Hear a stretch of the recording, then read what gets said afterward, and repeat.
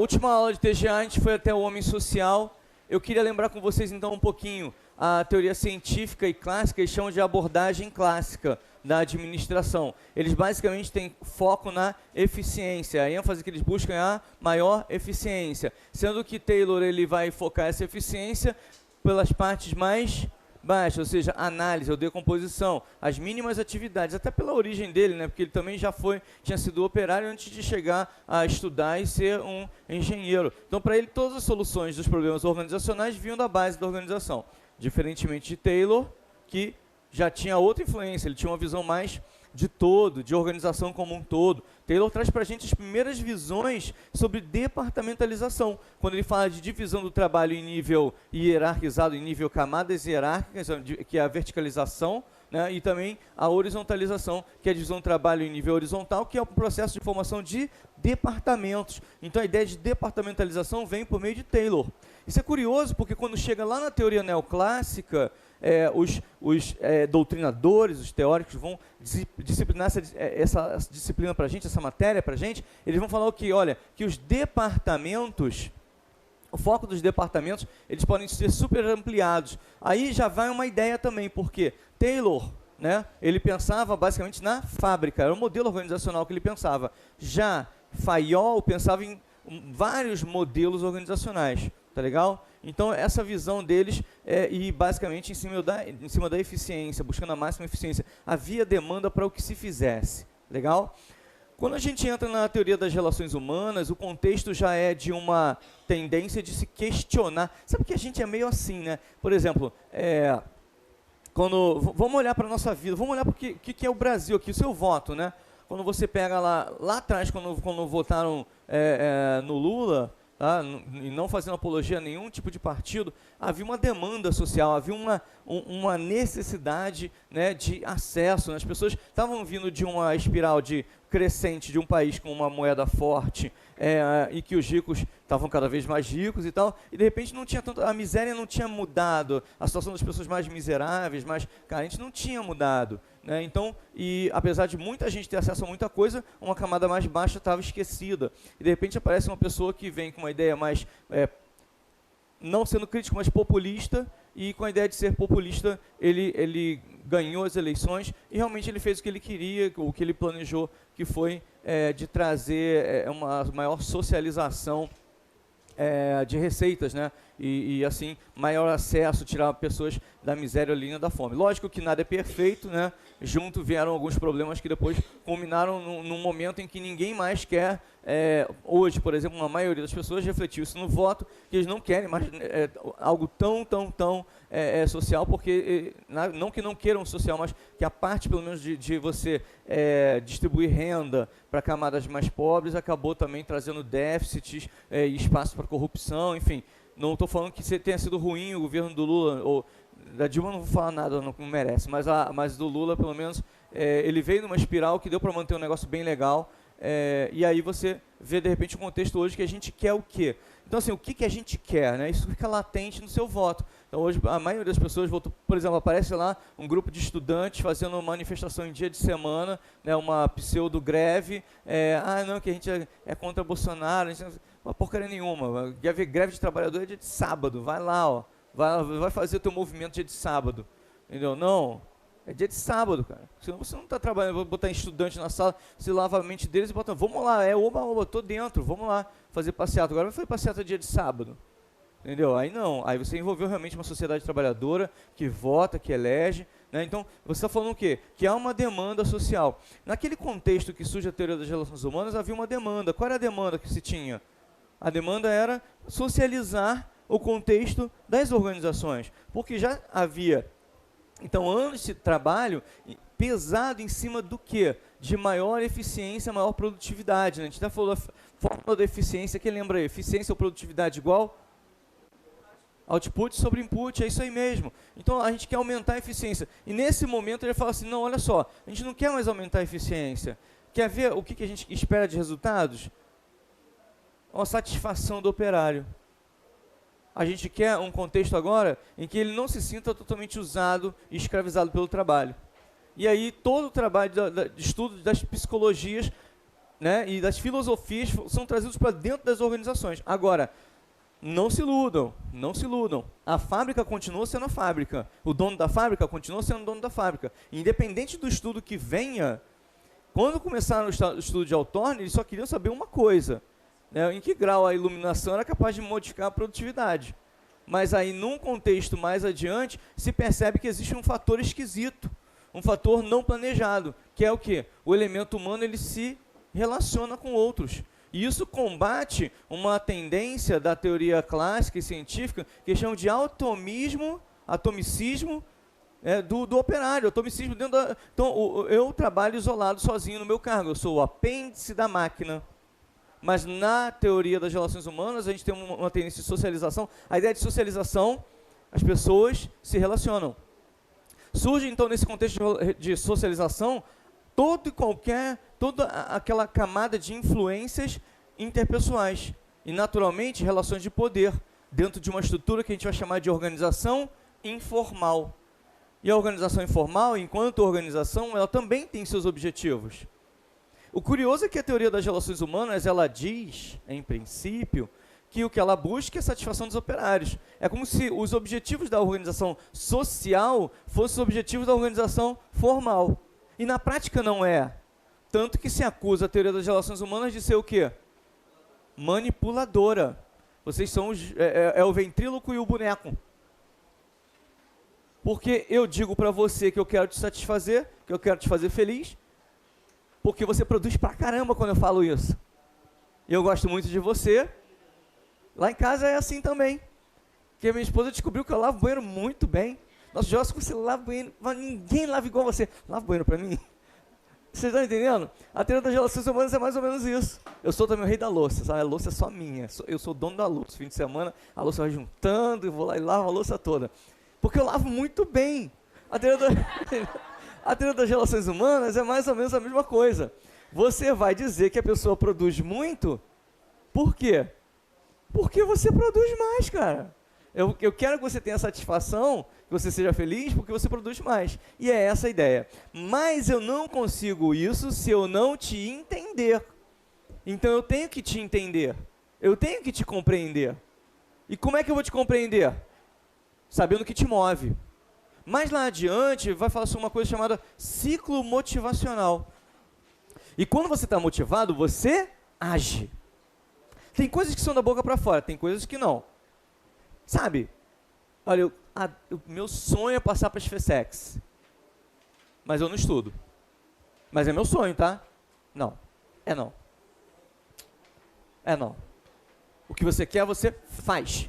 Se não reflete em ação, não é você. Porque o comportamento, ele é fruto de uma motivação. Vocês entendem isso? No relacionamento, você sabe que tudo vai bem, por quê? Porque a pessoa fala palavras lindas para você, é muito mais pelos atos do que pelo que fala. Porque falar, no dia a dia é assim também. Não adianta você falar para o teu chefe, eu sou muito bom, olha, você está com a melhor pessoa do mundo. Eu já trabalhei com gente assim. De que a pessoa, ela falando comigo, você está... tem gente que tem uma mágica nas palavras, né? Aí tem um caso que eu passei assim, eu dei um processo para ele fazer, olha, você tem que analisar isso aqui e me dar uma resposta em 20 dias. Eu dei o prazo para ele, determinado pelo diretor, aí entreguei para ele. No fim dos 20 dias ele não entregou. Aí eu chamei ele, pronto, para comer o fígado dele, né, com garfo e faca, senta aí. Quando ele começou a falar, é mesmo, cara, eu estava errado, nossa, deve ter alguma coisa errada. Então, o cara, ele é tão bom, eu esqueci. Não, tá, tudo bem, fica mais 20 dias. Quando ele saiu e a áurea passou, meu Deus, o que eu falei pra ele, cara? Chama ele de novo aqui. O cara sentou e falou e me enrolou de novo. É sério. Olha, o que você faz depende de uma motivação. Tá? Então, se você não faz, você não tem motivação. Você diz. Você está entendendo onde eu quero chegar? Porque a base da teoria das relações humanas, todo estudo dela vai entender, eles vão tentar estudar então a motivação humana. O que a motivação te leva a agir. É o verbo agir. Você só faz se estiver motivado. Vocês entendem isso? Então, a partir daí, eu estudo a teoria das relações humanas. Porque eu quero todos vocês alinhados com os interesses organizacionais. E se para isso, eu sei, vocês têm que se relacionar entre vocês e até criar objetivos informais dos grupos, ok. Porque a gente age e reage sempre em grupo e em sociedade. Não é verdade? Que uma resposta que você dá para alguém, se for só você e essa pessoa, ela vai ser diferente de se tiver outras pessoas no entorno? Não é verdade?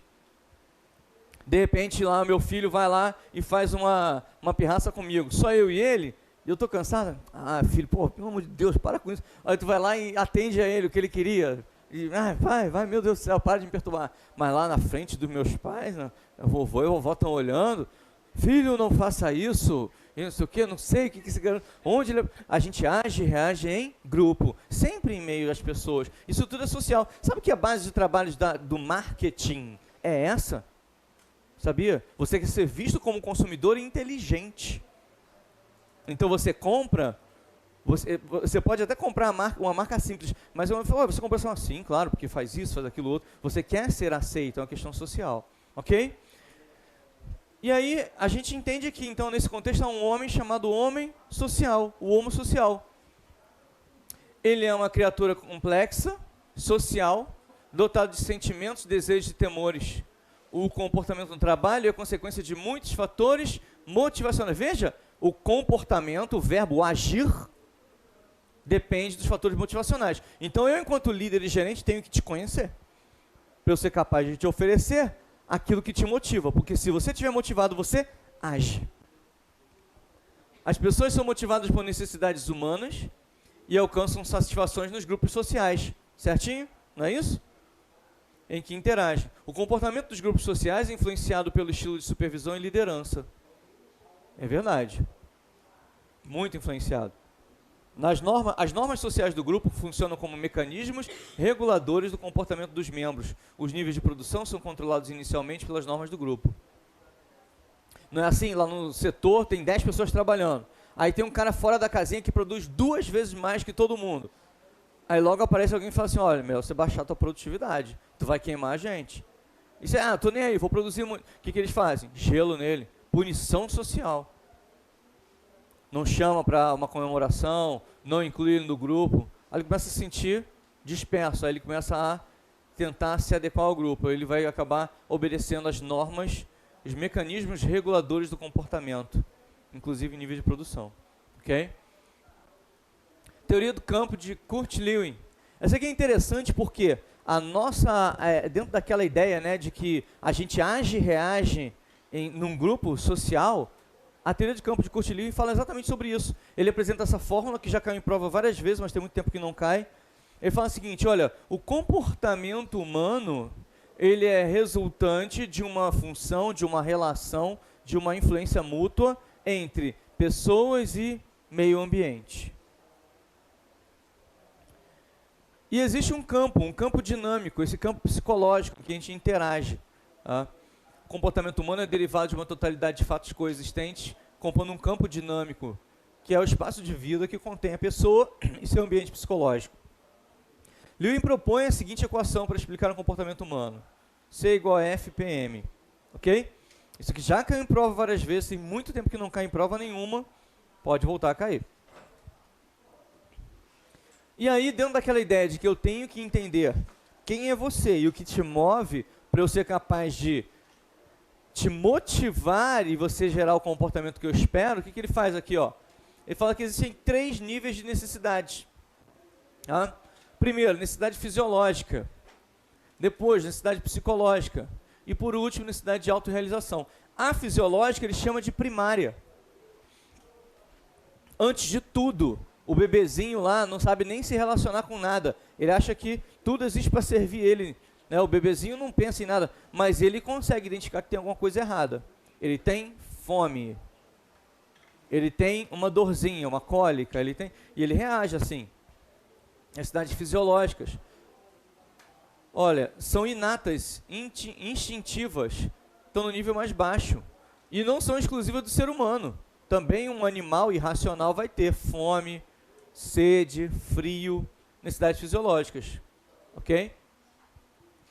Necessidades psicológicas são as secundárias, exclusivas do homem. Isso cai na prova. As necessidades secundárias de Kurt Lewin, você vai saber qual é? Presta atenção. Necessidades secundárias de Kurt Lewin. exclusivas do homem, são raramente satisfeitas em sua plenitude. As principais são necessidade de segurança íntima, necessidade de participação, necessidade de autoconfiança, necessidade de afeição. Interessante. Jossa, eu tenho que decorar isso? Olha, eu sinceramente não decoraria. Eu não gasto energia decorando, vocês sabem disso, né? Tanto que eu sou péssimo com os nomes. Toda semana eu pergunto o mesmo nome das mesmas pessoas, eles vão dizer, eu vou esquecer. Enfim, decorar eu não consigo, mas uma coisa eu sei, faz sentido isso aqui, né?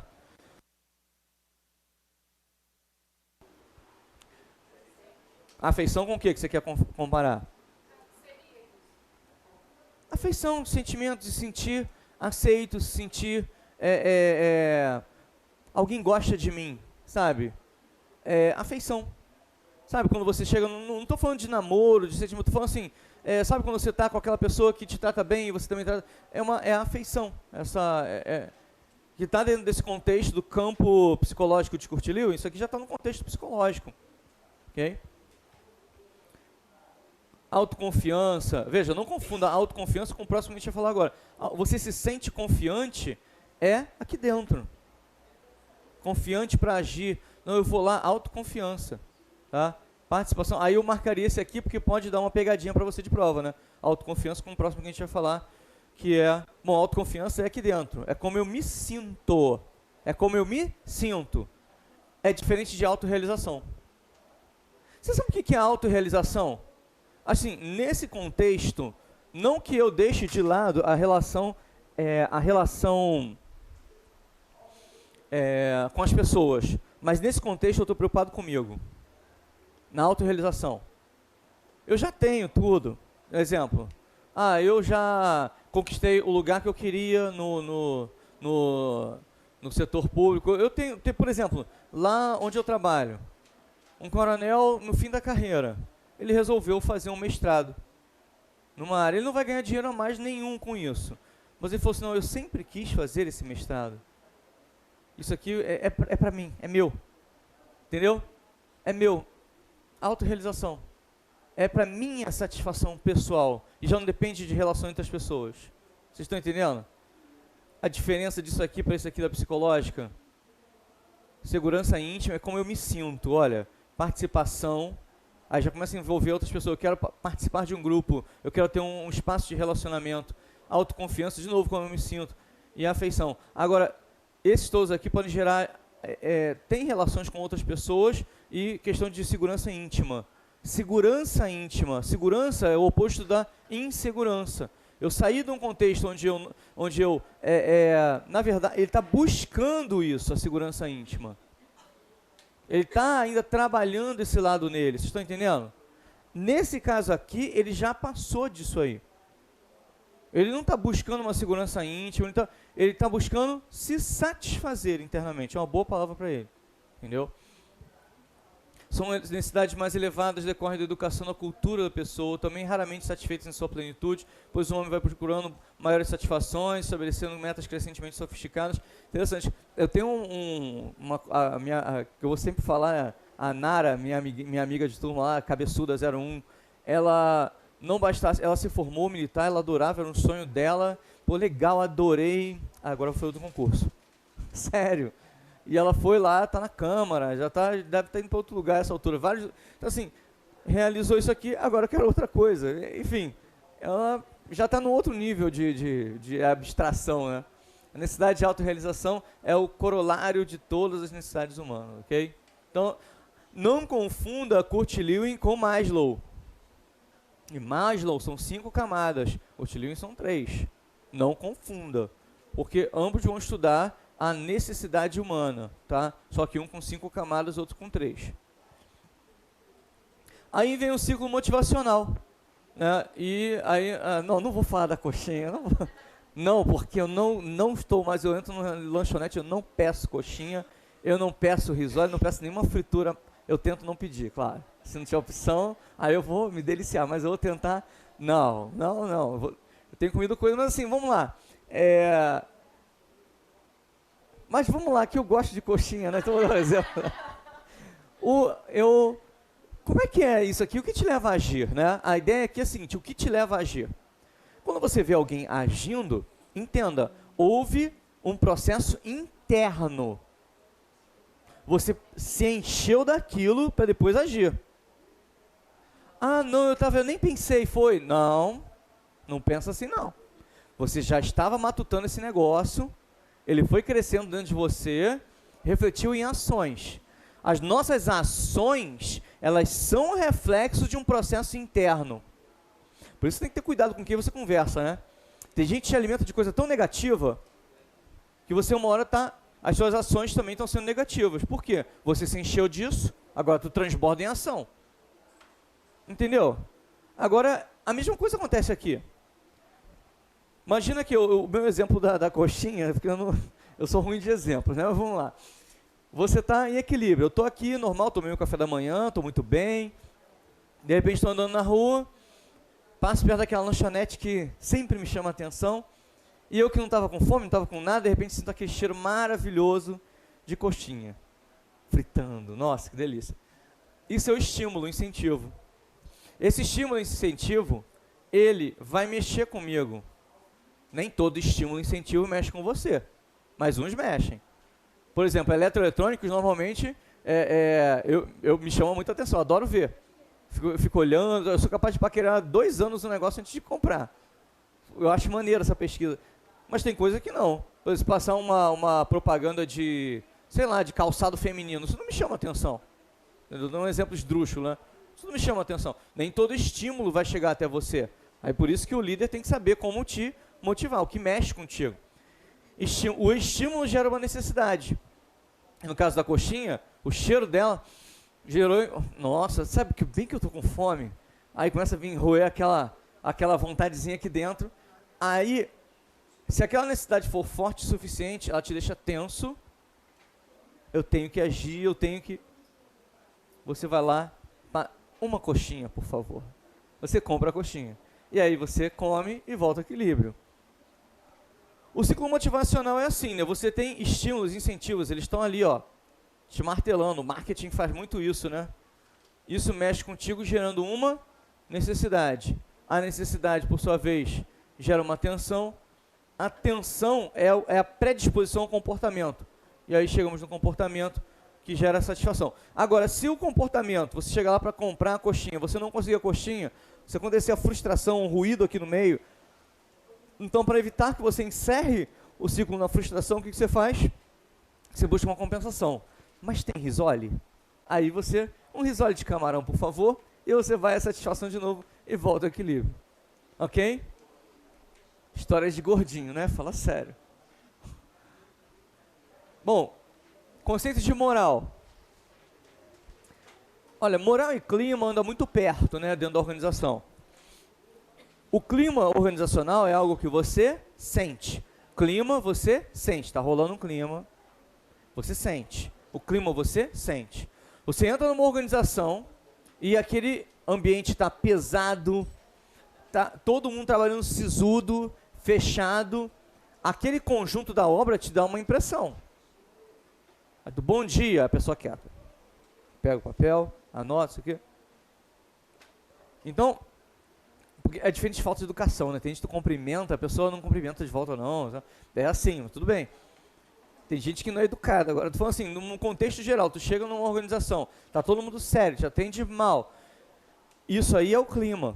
Ou seja, está generalizado que todo mundo está se sentindo mal em relação ao local de trabalho ou como as pessoas estão lidando com alguma coisa no local de trabalho. O clima você sente. O moral é como individualmente cada um de vocês vai se sentir naquele ambiente. Então você pode ter um moral baixo, que junta com outro moral baixo, aquele conjunto da obra vira um clima organizacional negativo. Tá? Então, moral é uma condição interna, é um estado motivacional interno. Moral elevado, eu estou predisposto a agir na direção do que a organização quer. Moral baixo, eu não estou predisposto a agir. Eu estou, na verdade, me arrastando. Eu estou agindo de maneira aleatória. Como assim aleatória? O aleatório quer dizer que eu faço não porque eu quero, mas porque me mandaram. Não há nenhum grau de internalização. Vocês estão entendendo? Porque assim, um padrão de obediência aleatório quer dizer que você faz fora da tua vontade. A tua vontade já ficou longe, ó. Mas quando você quer alguém fazendo algo que a organização espera e com um alto grau de produtividade, você tem que ter essa pessoa motivada para que ela queira, de fato, fazer o que já está previsto para ela fazer ali naquela organização. Ok? Moral, então, moral é essa condição interna, né? A decorrência do estado motivacional, uma atitude mental provocada pela satisfação ou não satisfação das necessidades dos indivíduos. Necessidades satisfeitas elevam o moral. Necessidades não satisfeitas baixam o moral. Moral elevado conduz clima receptivo, amigável, quente, agradável. Moral baixo provoca um clima negativo, adverso, frio, desagradável. E aí o clima, né? Que o clima é algo que você sente. Se o moral está elevado, o clima é receptível, amigável, quente, agradável. Se o moral é baixo, clima negativo, adverso, frio. Ok? Tranquilo, né? Moral e clima. E aqui uma linha, né, de moral elevado até moral baixo.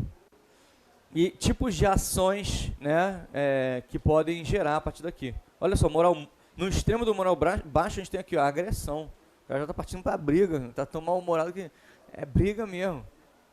E no moral elevado, fanatismo. O cara está tão empolgado que ele é fanático pela parada. Entendeu? Lei da situação, Mary Parker Follett. Uma pessoa não deve dar ordens a outra, ambos devem concordar em receber ordens da situação, prevalece o momento. Sabe, tem gente que fala assim para mim, eu nunca me daria bem no militarismo. Por que não? Porque lá tem muita hierarquia, muito... Aí você trabalha onde? Sei lá, trabalha no banco, eu trabalho em banco. Só não chama assim senhor, não senhor. Mas a hierarquia ali, ó, é séria. Você tem claramente o que você deve fazer, e se você não fizer, eles falam que vão te transferir para a agência Calçadas. Vão te mandar embora. Você quer esse nível de pressão? Olha só. Me diz se isso também não é uma pressão. Então, a pressão tem em todo lugar, depende de como você lida com a pressão. Depende de como você lida com a pressão. A ideia de Mary Parker Follett é mais ou menos por aí. Não entenda que você tem que obedecer o outro porque ele mandou. Entenda que você se submete a uma situação, a um contexto que pede de você uma ação e de você outra ação. E sim, que um está numa posição de chefia e outro está numa posição de subordinação, mas o chefe está obedecendo a situação quando ele te dá uma ordem, olha, preciso que faça isso. E você entende que é necessário fazer isso, você faz o que ele pediu, porque vocês dois são subordinados à situação. Vocês estão entendendo?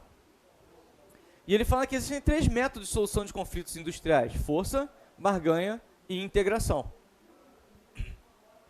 A força, não sei se vocês lembram, grau de gestão de conflitos, né? Lá de gestão de pessoas, grau de cooperação e grau de cooperação versus, que é imposição, tem outro termo que me fugiu à mente agora, assertividade. Quando você é uma pessoa de alto nível de assertividade, você impõe ao outro o que você quer. Você é impositivo, você é autocrático. Faça o que eu quero, você não é de negociar. Quando você tem um alto grau de cooperação, na verdade você está abrindo mão dos seus interesses em favor de um interesse de outro, de um grupo, enfim, você é cooperativo.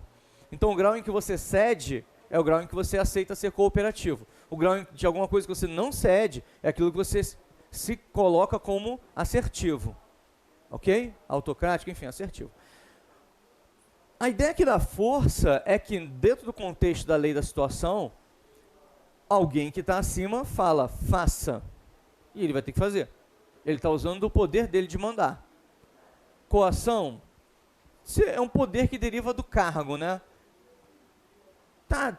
Pode ser. É que é meio forte, né? Mas sim, é uma força. Ele usou um poder que deriva do cargo para mandar. Barganha é a troca. Faça isso que eu te dou isso. Então você pensa assim, se eu fizer tal coisa, eu ganho tal coisa. É o tomar lá da cá de ambas as partes. Barganha. E integração é uma relação do tipo ganha-ganha. Integração é o quê? Quando eu entendo o que você precisa e você entende também o que eu preciso. Eu não tenho que perder nada para você, nem você perde nada para mim, quando nós dois trabalhamos no contexto da situação. Eu não perdi nada. Eu entendi que todos ganhariam se eu ficasse até mais tarde para fazer aquela atividade. Meu chefe não precisou me mandar. Meu chefe estava lá enrolado, muita atividade, não sei o quê. E, caramba, se eu for embora agora, ele vai ficar na mão.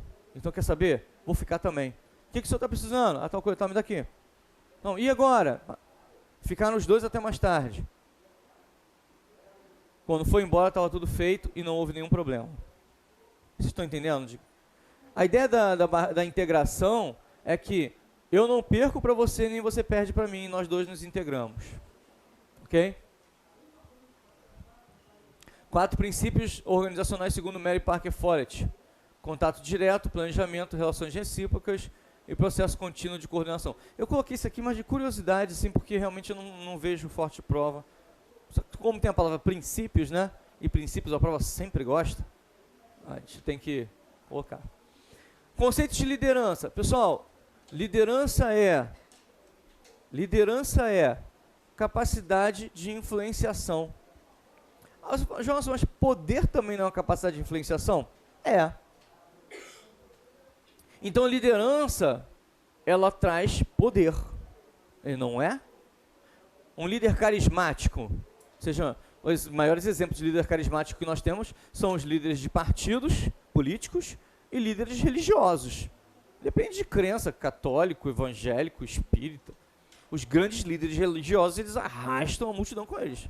Os grandes líderes partidários, geralmente são líderes carismáticos. Ele fala e você, é isso aí. E você embarca nas ideias dele, porque você tem algum grau de identificação. Tudo bem? Então, a liderança é uma capacidade de influenciação, ou seja, ela é exercida por meio de relação interpessoal. Lembra daquelas habilidades que a gente falou no início de TGA, que vocês têm que ter? Quais são as habilidades que todo administrador tem que ter? Oi? Conceitual, técnica e humana. E qual delas o Kevin Nato diz que é a mais importante para o administrador? Humana. Relação é o tempo todo. Administrar é, segundo o Kevin Nato, alcançar objetivos por meio de pessoas. Aí vai lá para Cury. Cury fala que, olha, as máquinas, equipamentos, estrutura, trata-se de uma eficiência potencial. Mas quem transforma a eficiência potencial em eficiência real, ou seja, produtividade, são as pessoas, sistemas sociais. Aí você vai para estudos de Tavistock. Organizações são sistemas sociotécnicos. Pessoas e estrutura, equipamentos. Sócio, pessoas, técnicos. Estrutura, equipamentos, máquinas, processos. Ok? Então, liderança é isso. Agora, eu queria chamar a atenção ao seguinte. É diferente de liderança, de poder e de autoridade. É diferente. Então, para você relembrar, a autoridade deriva do cargo. A autoridade deriva do cargo. Portanto, a autoridade, ela é uma posição formal no organograma que me dá poder de mando sobre alguém. Poder de dar ordens e esperar obediência. Então, a autoridade traz poder? Traz. Mas você pode ter poder sem ter autoridade? Sim, por vários meios. Um meio aleatório, um meio coativo, pode ser, por exemplo, nossa, que barulheira. Um bandido com arma na mão, ele tem poder? Tem, ele manda, a pessoa obedece. Dança, tá? Não, danço, claro. Corre, corre. Não é verdade? Aqui no Rio de Janeiro, então, né? Então, assim, poder você pode ter independente da autoridade. Agora, o poder a que eu me refiro na liderança, esse é um poder que envolve a aceitação da outra parte. A liderança também traz poder. Então, a autoridade traz poder? Sim. A liderança traz poder? Traz. Agora, o fato de eu ter autoridade quer dizer que eu tenho liderança? Não necessariamente. Mas existe um autor que fala sobre o grau de favorabilidade para o exercício da liderança. É isso aí, Fiedler. E Fiedler fala assim que há um grau de favorabilidade para o exercício da liderança. Ele fala que um deles é uma posição de poder e autoridade. Se você tem autoridade, isso favorece você exercer a liderança. Você pode nem ter grande pendor para liderar.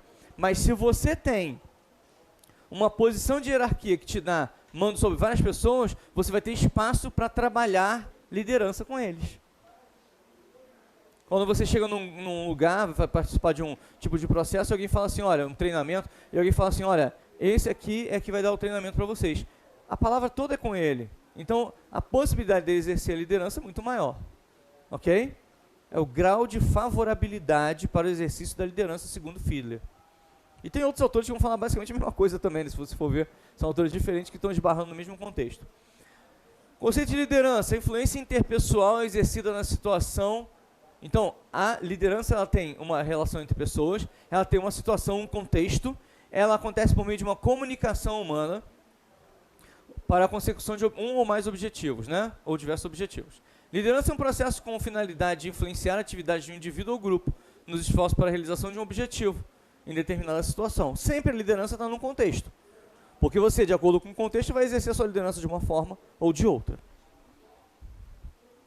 Para a realização de... E sim, a liderança tem que alcançar um objetivo. Não existe um líder, ele surge do nada, não. Ele surge porque ele tem que conduzir aquela manada, aquele grupo de gente na direção de algum fim específico. Ok?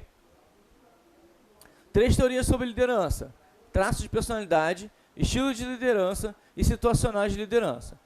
Os traços de personalidade fala que existe gente que nasceu com uma característica dentro dele que diferencia ele dos demais e já deixa ele predisposto a ser líder. É um abençoado. Ele nasceu com aquela característica, agora ele vai ser líder. Então é uma ideia que muitas teorias não...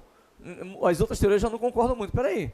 Então só aqueles caras que nascerem com aquela luzinha interna, aquela que podem ser líder. Então as outras teorias não gostam muito dessa aqui, mas a gente vai trabalhar um pouco mais ela daqui a pouco. Existe a teoria dos estilos de liderança, que fala de estilos de exercício dessa liderança, tá? E ela é uma das mais cobradas em prova, a gente vai ver daqui a pouco também. E existe a teoria situacional de liderança, que fala que a liderança ela é exercida de acordo com uma situação. Então, se a situação pede, você vai ser um líder mais, de repente, mais democrático, que ouve mais, tem mais participacionismo, ou não, ou você vai ser uma pessoa que ouve um pouco, mas manda mais. O exercício da tua liderança depende de uma situação onde você esteja. Às vezes uma decisão que é para ser tomada num tempo mais rápido, ela não dá espaço de você ouvir todo mundo. Então você vai ouvir pouca gente decidir. Se você não deu às pessoas participacionismo, você acaba tirando da sua liderança uma característica, por exemplo, de ser mais democrática. Vocês entendem isso? Então depende da situação, tá? A gente vai ver cada uma delas agora.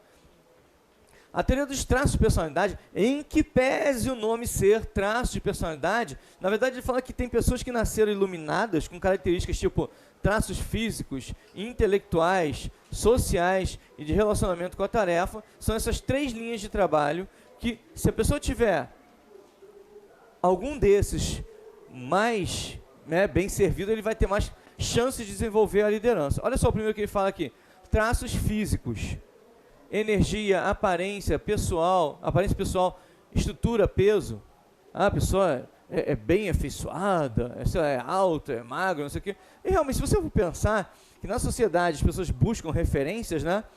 Aí você teve um monte de gente que segue e outras que, assim, o primeiro contato que teve foi uma questão da aparência. É uma pessoa que tem um modelo que você gostaria de se inspirar. Aí você vai lá e começa a ver alguma coisa e você, poxa, que legal essa pessoa. Aí você vai começar a seguir numa mídia social, por exemplo, porque ela tem essa pessoa vai ter mais facilidade de exercer liderança sobre você? Sim. E de tudo começou por causa de traços físicos. Tá? Existe a ideia de traços intelectuais. Adaptabilidade, agressividade, entusiasmo, autoconfiança. Dependendo do contexto, um traço intelectual, um perfil dessa pessoa vai favorecer o exercício da liderança. Traços sociais, sabe aquela pessoa que passa por um monte de gente, ele consegue, tá no meio de um conflito, ele consegue se dar bem com esse lado e com esse lado, que são 2 lados inimigos mortais. Traços sociais, cooperação, habilidades interpessoais, habilidade administrativa, está dentro do social. E relacionados com a tarefa, impulso para realização, persistência, iniciativa. Imagina um pesquisador que está lá anos para poder tentar andar e de repente, passado 10 anos, ele deu um passo.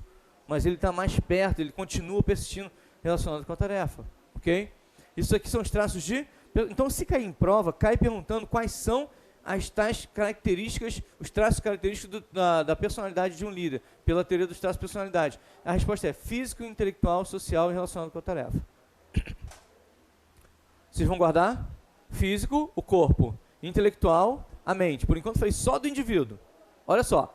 Físico, o corpo. Intelectual, a mente. Social, agora já envolvi outra pessoa. Social e relacionado com a tarefa. Eu no cargo. Aqui eu estou olhando o lado da organização, né? A tarefa, né? A pessoa desenvolvendo a tarefa. Social, estou olhando o lado daquela organização informal. E aqui esses dois eu estou olhando o indivíduo. Físico, intelectual, social e relacionado com a tarefa. Tudo bem? Dentro dessa ideia, surge a teoria do grande homem, definida por Khalil. E ele fala o seguinte, olha, ele explica que o progresso do mundo, como tendo sido produto de realizações pessoais de alguns homens que dominam a história da humanidade. Os grandes capitães da indústria, né, chamado Matarazzo. Eu nunca li nada sobre ele, nenhum livro sobre ele, só li no Kevin Nato falando que ele é um cara, ele é o cara, enfim. Grandes líderes conduzem o mundo a novas situações. Teoria do grande homem, de Khalil, que está no contexto da teoria da traço de personalidade, ok? Aí vamos do queridinho de prova. Cara, sempre vai ser. Queridinho, eles pegam assim, nossa, eles adoram isso aqui. Vira e mexe, cai, não adianta. Então tem que saber isso aqui, é o 5.15. É uma das poucas que eu falo assim, cara, você tem que saber muito isso aqui, tá? 3 estilos de liderança segundo White e Lippitt. Então a liderança autocrática, a democrática e a liberal, ou laissez-faire. Né? Laissez-faire, deixe fazer. Laissez-faire, laissez-passer, né? Deixe fazer, deixe passar. De onde eu sei isso? Sei lá, o professor falava isso, eu estou repetindo. Mas é isso aí mesmo. Autocrática. Como é que vamos ver cada um deles? Como é que é o líder autocrático? Olha só. O líder fixa diretrizes, sem qualquer participação no grupo. Se eu botar só fixa diretrizes, já dá uma noção. O que é uma diretriz? É um trilho que você deve seguir. A diretriz é um trilho. Vamos falar assim, ó, diretrizes para tal coisa. Quer dizer que são as linhas de trabalho. Olha, eu não abro mão que vocês prossigam naquela direção, mas por esse trilho aqui. Ok? Ele fixa diretrizes sem qualquer participação do grupo. Ele faz tudo sozinho. Não só ele faz sozinho, ele determinou para vocês exatamente o que vocês devem fazer. Ele fixou diretrizes para vocês, sem vocês se envolverem. Ele deu ordens. Ficou claro isso aqui para vocês? Isso aqui é uma ordem? Eu escrevi aí ordem, isso aqui é uma ordem, está claro para mim. O líder, olha que interessante, determina as providências para a execução da tarefa. Sabe o que é isso? Não só ele disse, faça tal coisa, ele disse, faça tal coisa, assim, assim, assim, começando ali e tal, e passando por aqui. Ele não te dá nenhum grau de autonomia para determinar nem como você faz uma mínima tarefa, tá entendendo? O líder determina a providência para a execução da tarefa, na medida em que se tornam necessárias, olha só que interessante, de modo imprevisível para o grupo. Por que imprevisível? Porque ele tira da cabeça dele, só ele sabe o que ele pensa, e ele vai lá e você vai saber quando ele determinar como é que você quer. Não, aí você está fazendo o seu trabalho, um belo dia ele chega e fala, não, a partir de hoje isso não é assim não. Agora é assim, assim, assim e tal, tal. Ele se meteu dentro da sua tarefa individual, ok? Ainda autocrático, o líder determina a tarefa que cada um deve executar, e não só diz qual tarefa você vai executar, como também com quem tu vai se relacionar. Ó, tu vai trabalhar isso, e tu só fala no teu trabalho com ele e com ela. É meio forte, né? O líder é dominador e pessoal nos elogios, ou seja, ele não consegue focar a atividade em si. Ele é pessoal. Deu ruim, por quê? Porque era fulano, óbvio. Mas fulano tá ali, entendeu? Deu certo, claro, era Beltrano. A gente é bom nisso, né? Tipo assim, não, se é fulano que tá ali, vai dar certo. Se deu errado, não é porque não tinha como mesmo, porque é fulano, cara. Entendeu? Você é pessoal nos elogios. Você não fala assim, nossa, ó, a produtividade da agência da nossa agência esse mês foi top, a receita não sei o que, venda de cartão de crédito, não sei o que, blá, blá. Olha, parabéns à agência. Não. parabéns fulano, parabéns Luiz, você é gerente da agência, e você conseguiu isso assim, assim, assim, vocês estão entendendo? Ao invés de eu parabenizar a agência bancária, eu parabenizei a pessoa do gerente geral. Eu sou pessoal nos elogios e nas críticas ao trabalho de cada membro. Democrática. As diretrizes são debatidas e decididas pelo grupo. Então, peraí, há diretrizes, há um trilho. Só que esse trilho, ele é debatido e decidido, ou seja, esse trilho é formado com todo mundo discutindo como é que vai ser esse trilho. Ele deixa o grupo participar da linha do trilho. Agora, estimulado e assistido pelo líder. Sabe o que quer dizer? Que ele participa.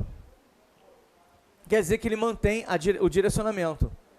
E tal coisa. Ah, não isso, por causa daquilo, aquilo outro. Ele está montando o trilho. Aí quando começa numa direção diferente, ele, não, mas ó, lembra que tem tal coisa. Aí ele vai acrescentando mais informações para que eles continuem debatendo e decidindo dentro de uma linha de trabalho que o líder... Então, ele não abriu mão da posição dele.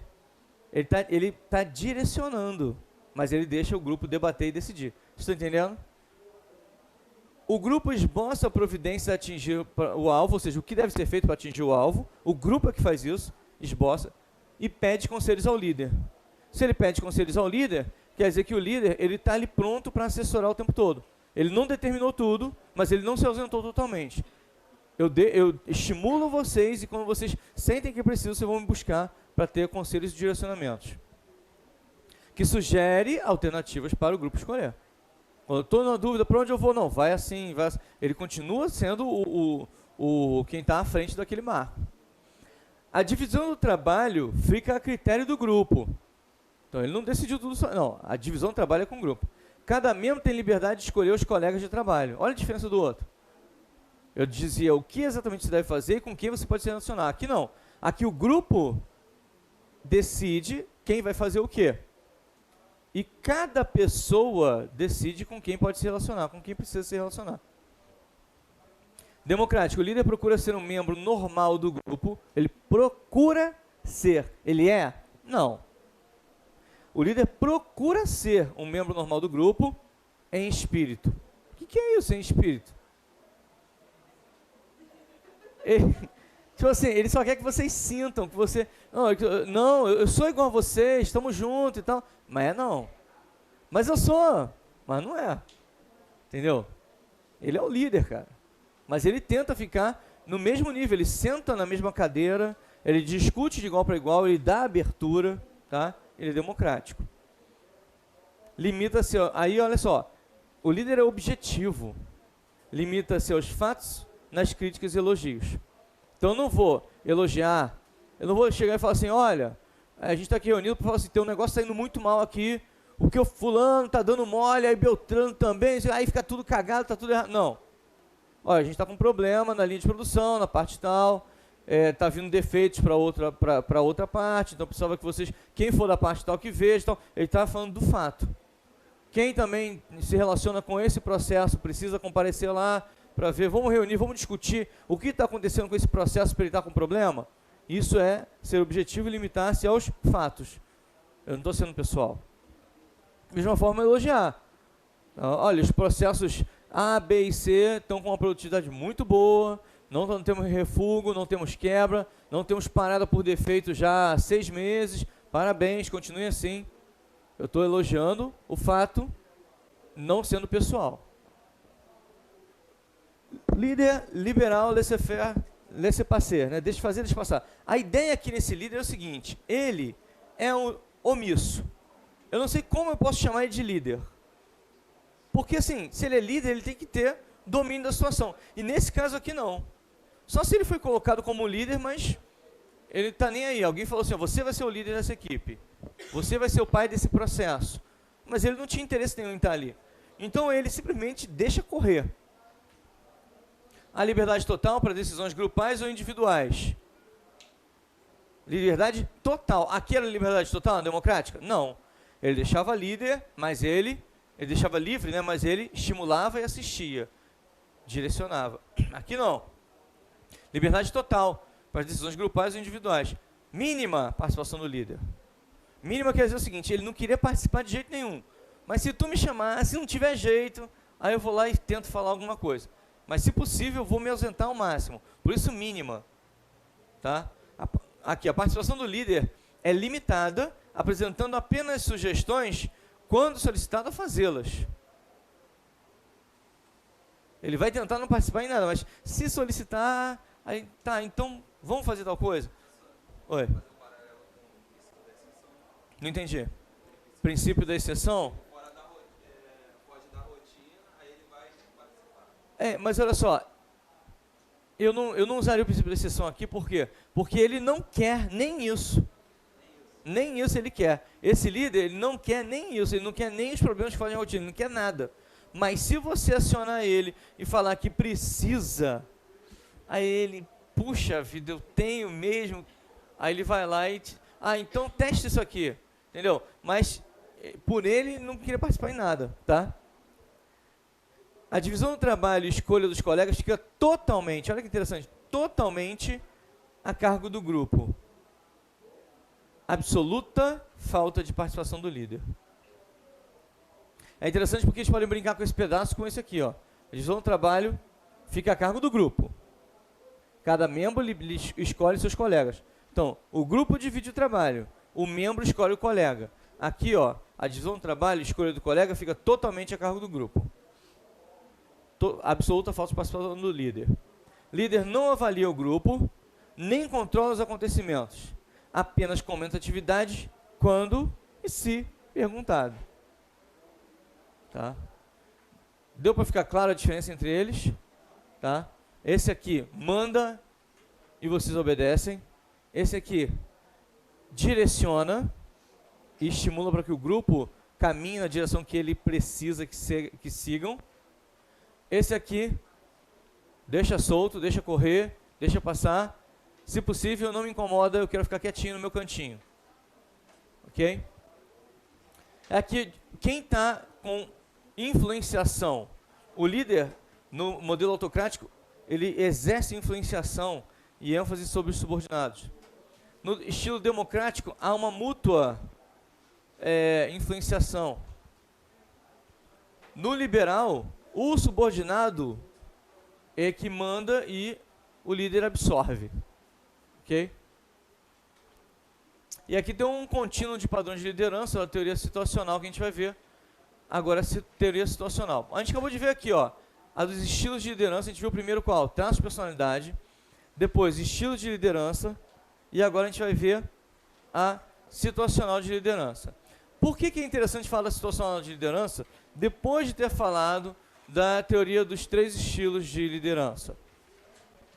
Porque a teoria situacional de liderança, ela fala que não existe um modelo único de liderança. Não. Não existe um modelo único de liderança. O que existe são padrões de exercício da liderança. Você não é uma coisa só. Dependendo da organização onde você esteja, da posição que você tenha naquela organização e da situação, do contexto que você vive em cada organização, você vai influenciar as pessoas de forma diferente. E é isso que ele quer dizer aqui. A teoria situacional de liderança, cara, essa é a moderninha, né? Essa é aquela que de banca, eu já vi questão perguntar assim, de prova, preste atenção. Eles perguntaram assim, olha, qual dessas alternativas aqui está correta sobre a liderança? Aí, eles deram 5 opções, acho que, não sei se é Marinho ou Sfissex essa questão, não era a FAB não. Aí nessas 5 opções, eles colocaram lá 2 absurdas e 3 eles colocaram a personalidade, traços de personalidade, 3 estilos de liderança e situacional. Aí vamos lá, peraí, Joelson, não estou entendendo. Ele colocou 5 opções, perguntando qual delas é um modelo de liderança correto. Ele me dá 5 opções. Das 5 opções eu encontrei 2 absurdas. Fiquei com 3 corretas. Sério, 3 corretas. Qual que eu vou escolher? Situacional. Porque a situacional é uma corrente amplamente aceita. E você vai entender aqui agora por quê. É como se você voltasse aqui, ó, vamos ver aqui, ó, esse modelo aqui, e falasse assim, vem cá, será que alguém consegue ser autocrático o tempo todo? Será? Será que ele consegue ser autocrático o tempo todo? Que de repente ele é um líder autocrático no trabalho, ele é um carrasco, um mandão, mas chega em casa, o pai dele, eu não vou falar que é a esposa, mas enfim, alguém vai lá e pai, não sei o que, e tal, e manda e acontece e tal, e o cara é um sofredor, entendeu? Será que você... Mas aquele contexto organizacional abriu espaço para ele ser assim. Vocês sabiam, eu conheço gente que mudou, assim, caramba, é muito do meu contexto, do meu convívio, porque eu vi a pessoa. A pessoa tinha um posto, já de oficial superior, não conheço não, é do exército fictício, tá? Então, no exército fictício, a pessoa tinha um posto. E naquele posto ele chefiava uma área médica. Tá? Mas uma área médica ali com 10, 20 médicos à frente que ele chefiava. É gente pra caramba. Ele tinha uma liderança mais democrática. Ele ouvia e tal, não sei o quê. Aí, no dado momento, fala assim, ele foi promovido, agora você vai comandar. Aí botaram ele à frente de foi transferido para um outro quartel, e lá naquele quartel ele tinha que comandar um hospital militar. Começou a ter tanto problemazinho, que na gestão de pouca gente, ele conseguia ver quem era a laranja podre, né? Bater naquela pessoa, botar só aquela pessoa ali de castigo, resolvia. Agora, quando ele começou a comandar, aí ele começou a ver problemas que ele não sabia. E viram que ele era mais democrático, pessoas faziam uma contra-inteligência e deixavam ele vendido direto. Vendido uma vez, exposto, ficou mal. Vendido uma segunda vez, depois o cara começou a ficar casca grossa. Ele começou a não ouvir mais ninguém, decidir tudo sozinho, não queria mais ouvir ninguém. Porque já tinham conduzido ele em direções erradas tantas vezes, que ele já não aceitava mais isso. E ele virou um casca grossa. Aí depois ele voltou, foi servir no outro quartel, onde alguém conhecia ele, de situação anterior, e falou assim, nossa, como essa pessoa mudou. E realmente, alguém que era super tranquilo, de repente virou uma pessoa difícil de você ter paciência, e você conhece, sabe que a pessoa não é assim. Mas ele se tornou assim, porque a situação e o lugar onde colocaram ele, toda vez que ele tentou vir nessa direção, dava errado. Talvez ele não soubesse lidar com isso aqui, talvez as pessoas não soubessem lidar com isso aqui, mas não deu certo, ele mudou para cá. Então, será que uma pessoa é só uma coisa o tempo todo em todas as organizações? Não. Então, é por isso que essas ideias são muito boas da gente entender, só que eu não posso classificar que uma pessoa é só uma coisa. É isso que a teoria situacional vem dizer para a gente. Que cada tipo de situação requer um tipo de liderança diferente. Aí está aqui, ó, autoridade do líder e liberdade dos subordinados. Quanto mais a área, aqui a gente analisa como faixa, né? Uma fatia aqui vertical, né? Nessa fatia vertical, se você traçar uma linha, a gente vai ver, aqui por exemplo, nessa fatia aqui, ó, a gente vai ver que o espaço de liberdade dos funcionários é mínimo. Nesse modelo, tá? Que o líder decide e comunica ao grupo, é um modelo mais autocrático.